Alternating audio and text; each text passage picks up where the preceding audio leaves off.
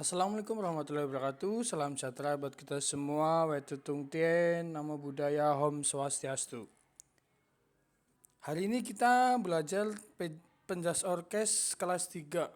Kemarin kita udah mempelajari halaman 43 sampai 46. Udah mengerjakan halaman 43 sampai 46. Dan kali ini kita dibuka halaman 47. Kewajiban dan hakku.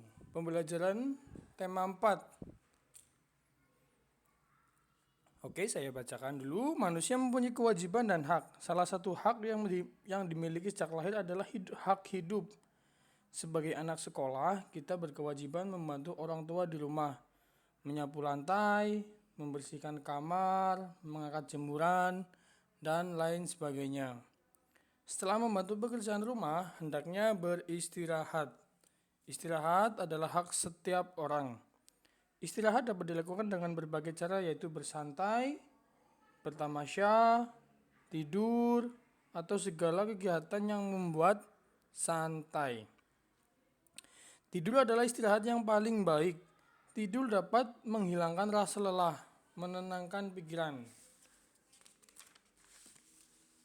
Oke, setelah beristirahat, tubuh akan menjadi segar dan sehat serta bersemangat. Langsung di sini ada ayo bercerita. Ceritakan pengalamanmu ketika tidur. Apa akibatnya jika tidur terlalu malam? Bagaimana jika tidurmu nyenyak? Oke, saya contohkan terlebih dahulu. Kalau misalkan tidurnya terlalu malam, nanti kita bangunnya, iya betul, bangunnya terlalu siang gitu kan. Kalau misalkan berangkat sekolah jam 7 kan, bangun jam 5 setengah 6 ya kan. Ada mandi, membersihkan tempat tidur, terus sarapan baru berangkat. Kalau misalkan tidur terlalu malam itu bisa nanti bangunnya siang. Misal biasa bangun jam 5 pagi, nanti jadi bangun jam setengah 7, jam 7 pagi. Telat dong kalau udah berangkat sekolah. Terus bagaimana jika tidurmu nyenyak? Biasanya kalau tidurnya nyenyak itu badannya fresh. Bangun-bangun pun pagi, biasanya bangun jam 5, badannya itu fresh, seger gitu kan, siap melakukan aktivitas hari tersebut. Gitu ya. Ini dikerjain, nanti ditulis, dikerjain. Kita lanjut lagi. Subtema 2, kewajiban hakku di sekolah. Sekolah adalah tempat kita mencari ilmu. Sekolah juga sebagai rumah kedua bagi kita. Banyak kegiatan yang dapat kita lakukan di sekolah.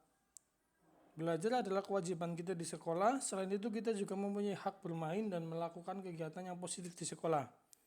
Sebutkan kegiatan positif yang dapat dilakukan di sekolah. Ini bisa dilihat. Yang pertama itu ada memotong rambut. Yang kedua menyiram tanaman. Yang ketiga bisa ada itu membersihkan ruang kelas. Ada yang mengelap kaca, membersihkan meja, menghapus papan tulis, dan ada juga yang menanam pohon, terus ada juga yang membersihkan pohon. Nah itu sebutkan kegiatan positif yang dapat dilakukan di sekolah. Bisa dicentang ya. Kita lanjut lagi. Pembelajaran 4. Kegiatan lain yang dapat dilakukan di sekolah adalah senam, olahraga, pramuka, upacara, dan lain-lain.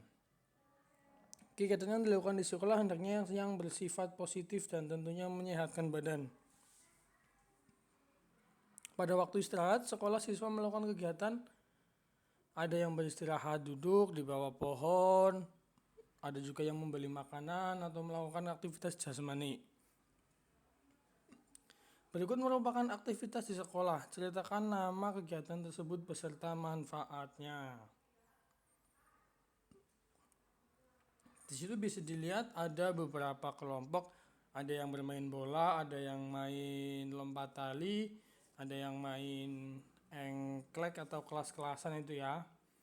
Itu ditulis, ceritakan nama kegiatannya, terus manfaatnya apa di situ. Boleh di sini, boleh di buku tulis. Oke, lanjut lagi. Subtema 3, kewajiban dan hakku bertetangga. Setelah melakukan aktivitas fisik, tubuh memerlukan istirahat. Selain itu, untuk mengembalikan tenaga juga memerlukan asupan gizi dalam makanan. Makanan bergizi mengandung karbohidrat, protein, vitamin. Karbohidrat terkandung di dalam nasi, roti, gandum, jagung, protein. Terdapat pada ikan, daging, telur, susu, dan kacang-kacangan. Vitamin terdapat pada sayur-sayuran dan buah-buahan. Jika tubuh kita mendapat asupan gizi yang seimbang, maka tubuh akan menjadi sehat.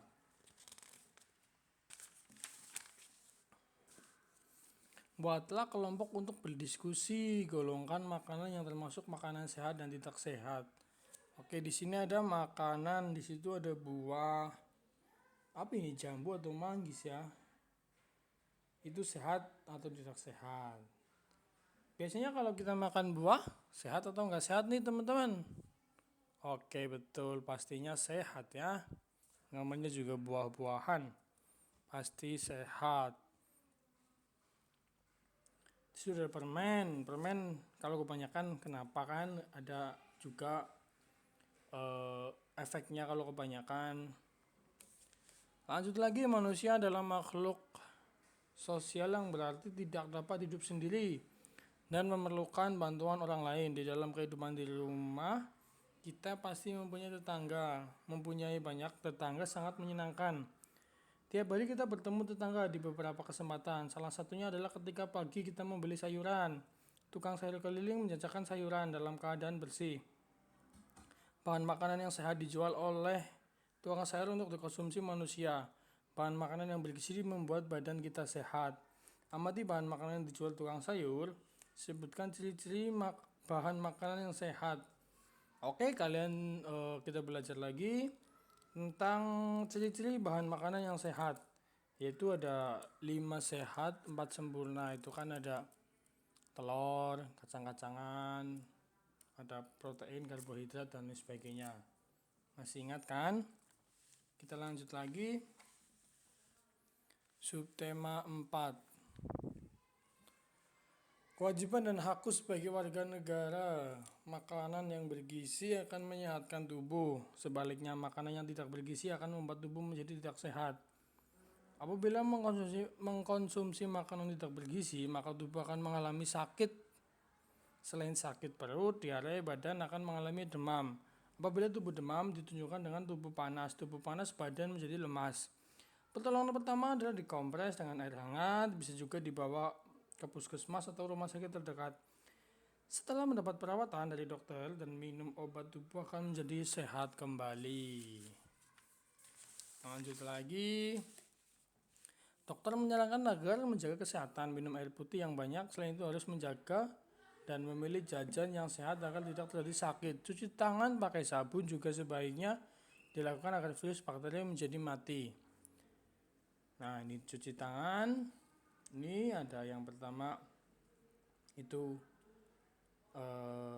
kita basahin dulu, lalu kita pakai sabun, lalu kita ruas-ruas jarinya digosok. Setelah itu dibersihkan bagian jempol, terus bagian ruas-ruas jarinya sebelah sini, bisa seperti ini nanti. Terus dibersihkan pakai air lalu dilap gitu ya.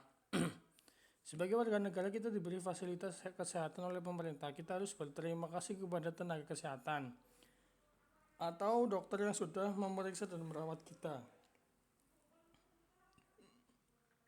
Ayo berlatih. Setelah membaca teks di atas, mari kita berdiskusi. Apa yang kita lakukan jika terkena demam atau sakit? Langkah yang kita lakukan jika terkena demam atau sakit. Kalau misalkan kalian terkena demam atau sakit, langsung dibawa ke mana kan gitu. Terus makan makanannya apa kan gitu. Terus minum minumannya apa kan gitu. Lanjut lagi. Dalam memilih jajanan, kita harus memilih yang benar-benar bergizi dan sehat. Jangan sampai kita membeli jajanan yang kurang sehat yang mengakibatkan tubuh kita menjadi sakit. Jajanan hendaknya yang tertutup, tidak dihinggapi binatang. Marilah beri tanda silang jika termasuk jajanan tidak sehat, dan beri tanda centang jika termasuk jajanan sehat. Yang pertama, makanan terbuka, sehat atau tidak sehat? Iya, betul, tidak sehat karena bisa dihinggapi binatang kan gitu. Lanjutin ya sampai 6. Oh, udah evaluasi pengetahuan ini teman-teman. Istirahat yang paling baik adalah, nah nomor 1 nih, istirahat yang paling baik adalah apakah berteduh di bawah pohon, apakah tidur, apakah bertamasya. Oke, good, tidur, benar. Nomor 2, sebaiknya memilih jajanan yang A mahal, B tertutup, C terbuka. Ya, good, tertutup. Nah, dilanjutin ya, nomor 3, 4, 5, 6, 7, 8, 9, 10. Dilanjutin.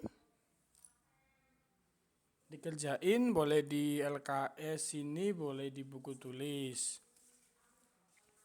Oke, sekian pembelajaran pada siang hari ini. Tetap jaga kesehatan, jangan lupa belajar. Semangat belajar di rumah. Sampai jumpa kita di sekolah. Assalamualaikum warahmatullahi wabarakatuh. Bye-bye.